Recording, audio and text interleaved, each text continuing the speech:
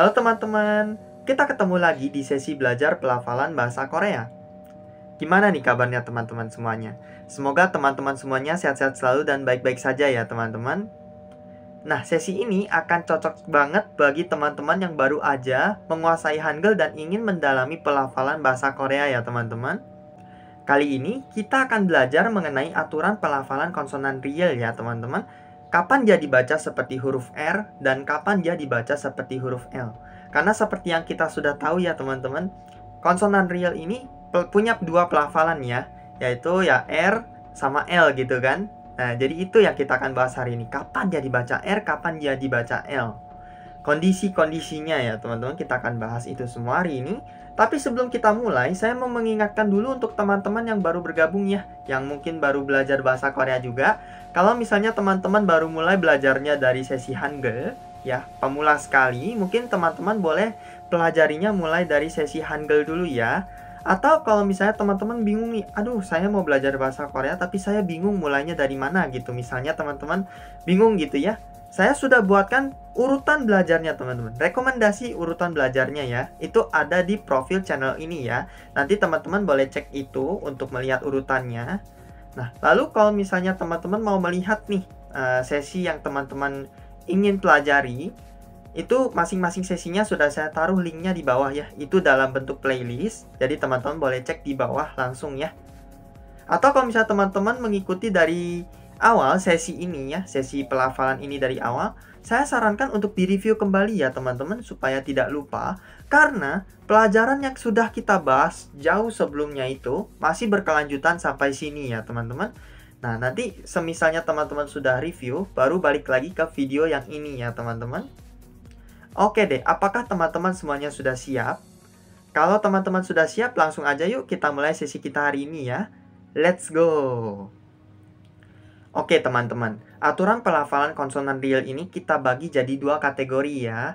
Nah, kategori yang pertama, aturan kalau misalnya si konsonan real ini dijadikan bacim atau konsonan akhir ya teman-teman. Lalu untuk kategori yang kedua adalah aturan kalau misalnya si konsonan real ini diletakkan di awal suku kata ya teman-teman. Nah, kalau dia jadi bacim dulu ya, kita bicaranya kalau misalnya dia jadi bacim dulu yang pertama.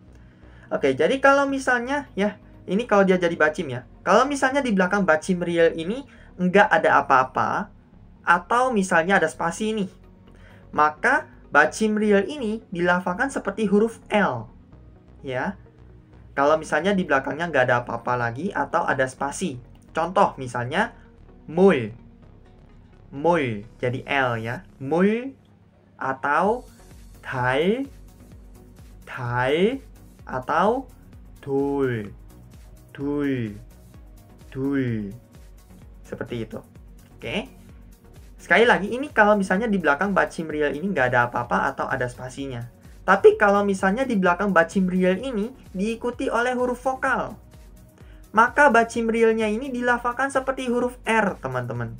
Contoh misalnya, dori, nori, nori, nori, nori, bukannya noli teman-teman, tapi nori karena vokal belakangnya ya.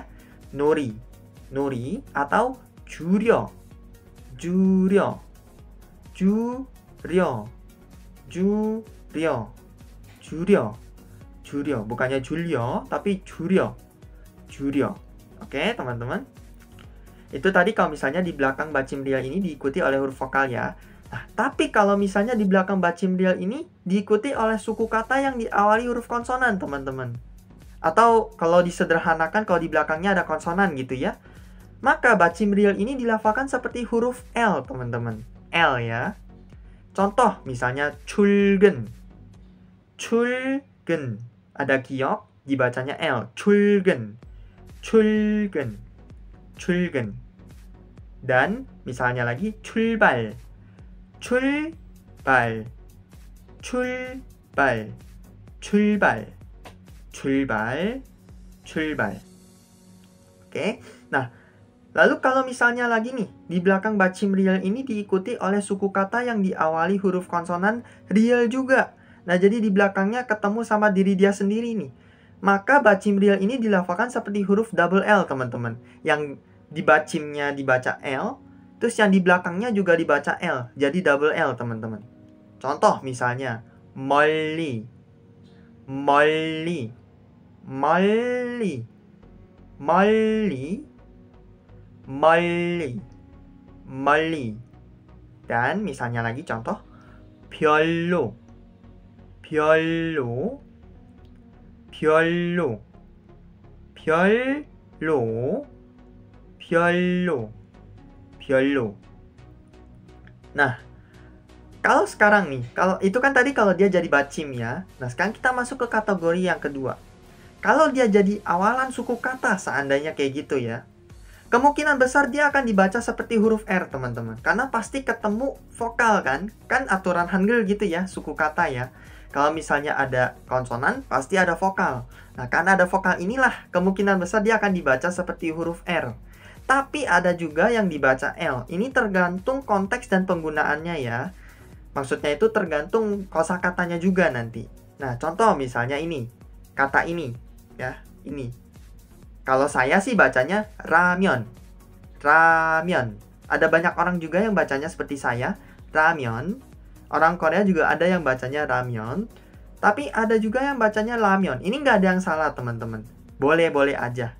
Jadi ini bebas ya. Tapi kemungkinan besar dia dibacanya R. Ya ini tergantung preferensi teman-teman juga.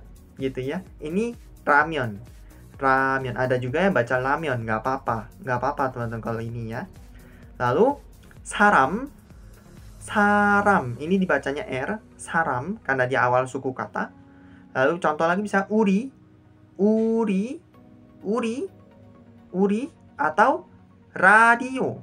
Ada juga sih yang baca radio. Jadi ini tergantung teman-teman. Jadi tergantung banget konteks dan penggunaannya gitu sekali lagi. Tapi ini preferensi sih kalau misalnya dia ada di depan suku kata ya. Kalau dia di awal suku kata ini preferensi sekali lagi teman-teman. Oke. Tapi karena saya udah kebiasaan R, jadi saya ratain semua, saya pakaiin R. Tapi ada juga yang pakai L, tergantung nanti penggunaannya. Lagi-lagi seperti itu ya teman-teman.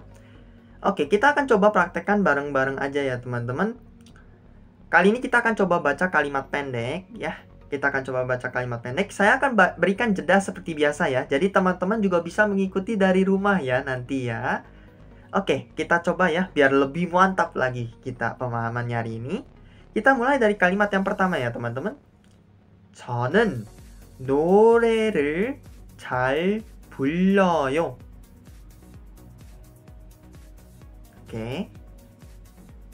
Oke, sekali lagi ya teman-teman.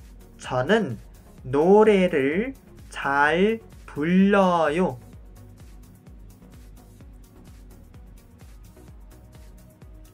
Oke, mantap sekali. Yuk kita lanjut lagi yuk. 그 사람 이름을 알아요.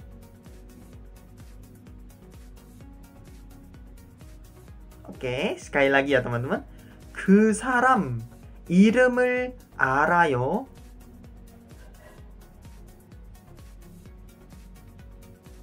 Mantap sekali. Yuk kita coba lagi ya teman-teman. Misalnya, 오늘 같이 공부할래요? Oke.